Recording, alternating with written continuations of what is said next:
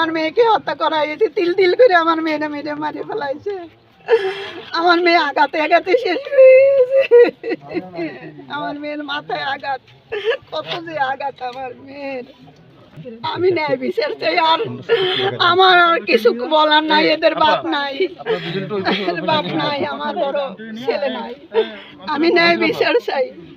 আমার মেয়ের মরা 2 জন উঠানো হয়েছে, আমি ন্যায় বিচার চাই, আমি আর কিছু চাই না। মেয়ের লাশ উত্তোলনের পর এভাবেই কান্নায় ভেঙে পড়েন নিহত মিলির মা সেলিনা বেগম।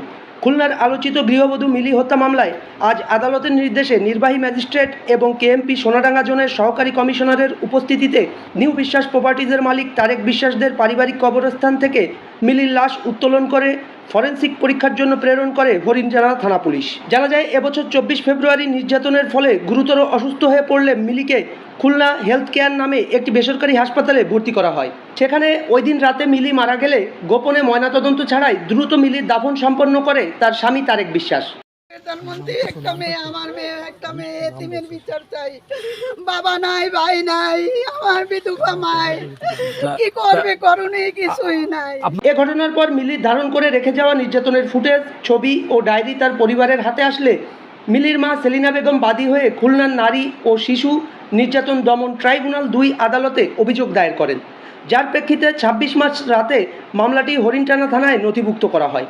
মামলায় আসামি করা হয় নিহত মিলির স্বামী তারেক বিশ্বাস, তার প্রথম পক্ষের স্ত্রী নাসিমা, কর্মচারী বেল্লাল ও বঙ্কিমকে। হয়তো মুখ খুলবে না যে তারেক বিশ্বাস বাইরের দোকানের কর্মচারী ছিল, আজকে তারেক বিশ্বাস একটা প্রপার্টির মালিক হয়েছে। আমার মেয়ের কত টাকা তার কাছে, অথচ আমার কাছে তো শিখের পয়সা 20 লাখ টাকা মিলিয়ে আমার কাছে পাবে। আজকে সে 1 টাকারও শিখের পায় না। 3 শতাংশ জায়গা তারা বিশ্বাসের তুমি দেখে না, তাও এখন স্বীকারোক্তি নাই।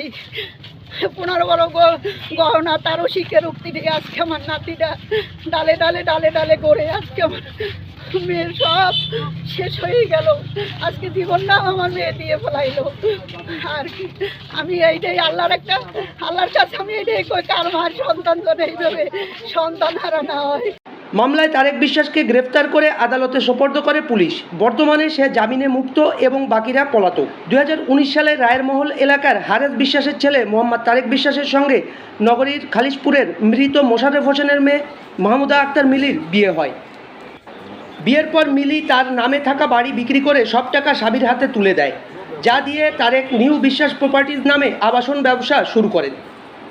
এই দম্পতির 2.5 বছরের একটি ছেলে সন্তান রয়েছে। ডেস্ক রিপোর্ট, উষার আলো।